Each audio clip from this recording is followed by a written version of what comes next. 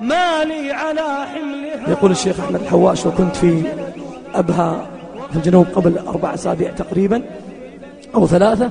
يقول كان في زواج لفتاة في الجنوب، ثم حطت المكياج وزينت نفسها في يوم زواجها، ثم صلت المغرب.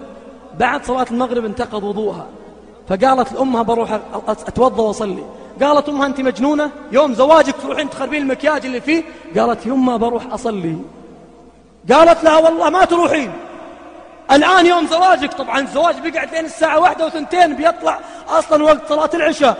قالت: والله يا أمي والله ما أقدم أحد على رب العالمين، هالعالم كلهم خفتي عليهم عشان لا يشوفون شكلي والمكياج طايح ثم ما أعجبهم، وما همك أني ما أعجب رب العالمين وأغضبه؟ لا والله ربي ينظر لقلبي، والله لأصلي، ترى بزعل عليك.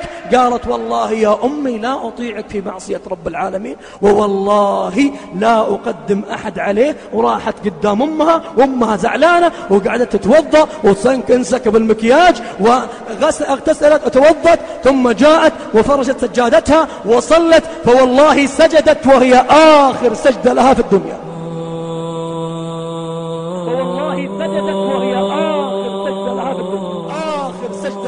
والله سجدت وهي آخر سجدة لها في الدنيا.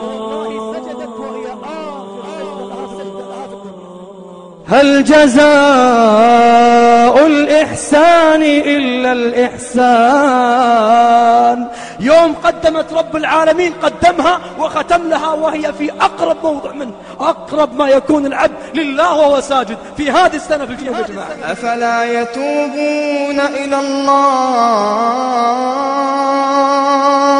أفلا يتوبون إلى الله ويستغفرونه، أفلا يتوبون إلى الله ويستغفرونه، والله غفور رحيم، والله غفور رحيم.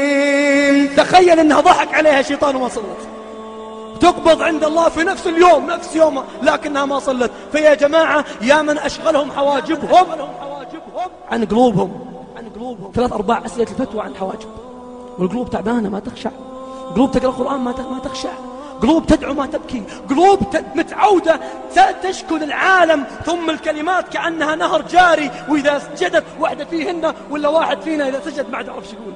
ما تعود يشكو للعظيم، متعود يشكي للضعوف، ما تعود يشكي للغني جل جلاله، متعود يشكي للفقراء، ما تعود يشكي، متعود يشكي للمساكين، ما تعود يشكي لرب العالمين.